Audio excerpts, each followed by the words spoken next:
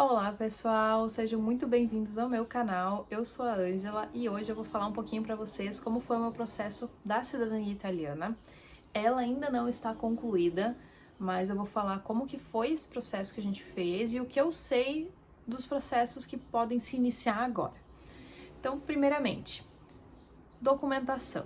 Eu fui atrás da documentação sozinha, eu precisava de todas as documentações, desde mim até o meu descendente italiano, que no caso é o meu bisavô por parte de mãe. Então, o que que eu fiz?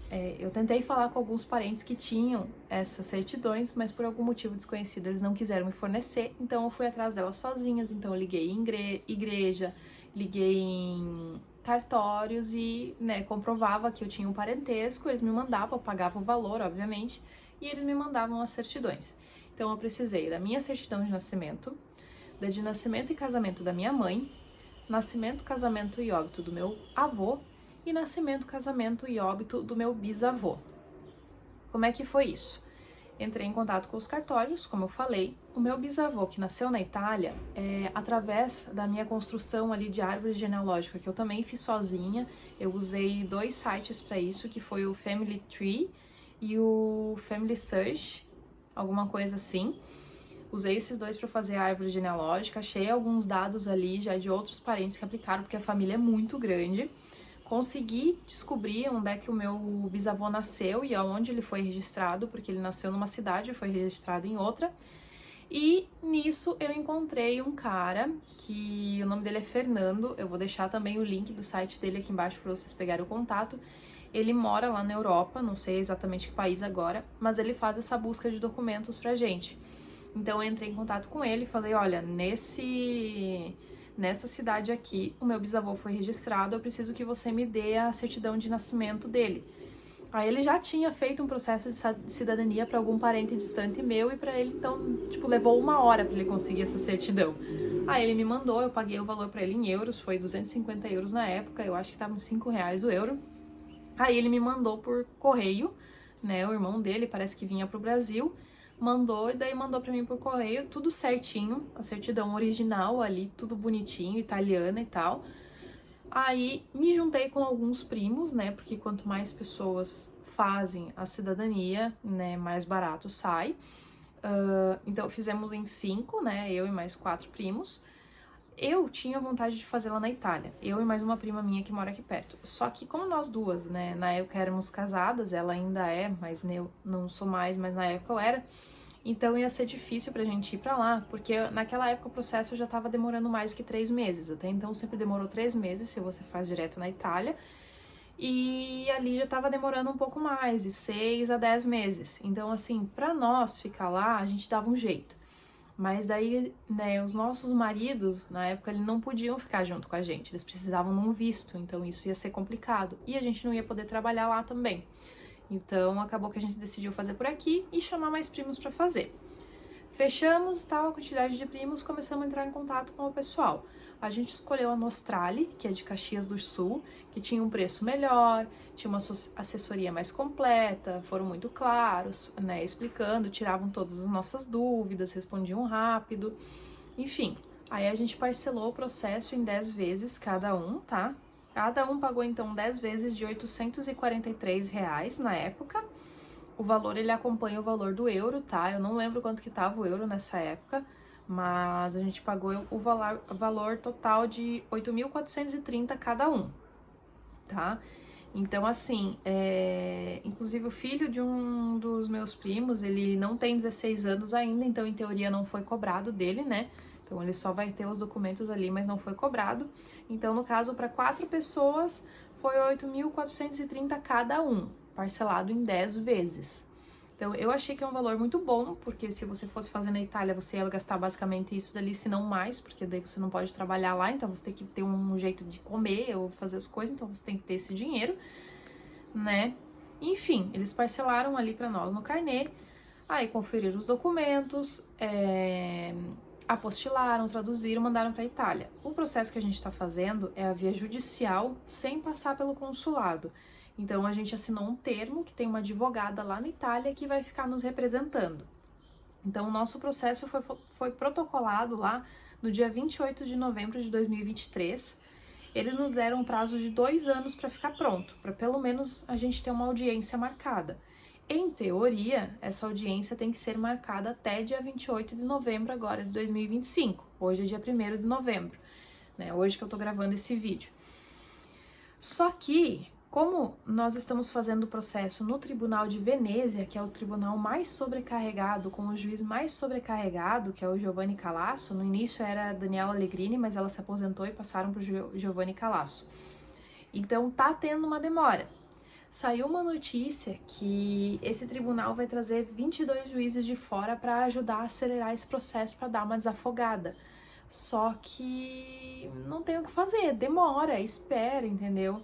Aí a gente consegue acessar num site que não é só do aplicativo, que a gente tem um aplicativo que a gente acompanha o processo, só que lá não tem muita informação. E aí, num grupo do Facebook das pessoas que estão fazendo a cidadania italiana, uma pessoa compartilhou um link que é mais completo e você consegue ver o número da sua fila no processo, que é o www.processoitaliano.com. Ali você coloca os dados, né, do seu processo e aparece lá. Nós agora somos o número 145 da fila.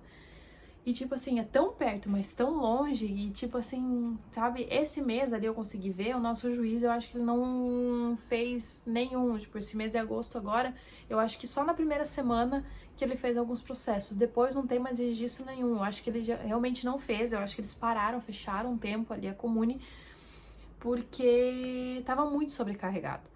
Então agora o que nos resta é ficar esperando eles chamarem e a gente precisa fazer audiência para daí eles dizer se aceita ou não a cidadania. Cada pouco, né, toda semana eu entro no site do governo italiano para entender o que está acontecendo e cada pouco eles mudam as leis. Então eu não sei te dizer exatamente agora o que é necessário para fazer a sua cidadania. Eu sei que tem que pagar uma taxa a mais, que antes eu não precisava pagar, não lembro qual que é o valor.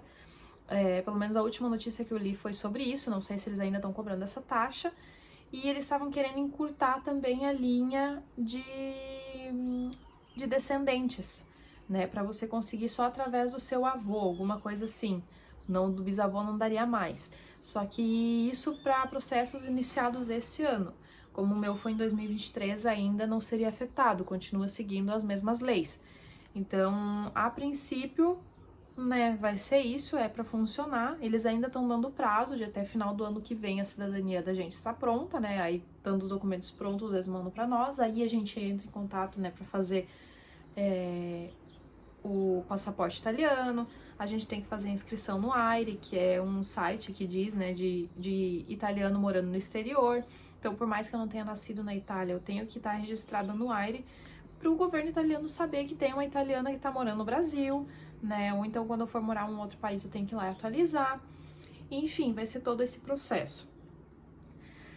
Então, é basicamente isso. Agora a gente tem que esperar, né? Torcer para que esses juízes venham logo, comecem a trabalhar logo e que eles comecem, né, desafogar essas filas aí e esperar pra gente conseguir fazer os nossos documentos, né? Eu tô bem esperançosa, assim, que vai dar certo. Eu fiz uma média ali que o juiz, desde o início do ano, desde o ano passado pra cá, né, fazer uma média de quantos casos que ele julgava por dia, deu uma média de 12 por dia, então é bastante. Só que, como eu falei no mês passado, acho que só na primeira semana que ele fez alguns casos, e nem foram 12, tipo, teve um caso que teve 10, aí no outro dia teve 5, no outro dia teve 2, e aí depois ele não fez mais nada.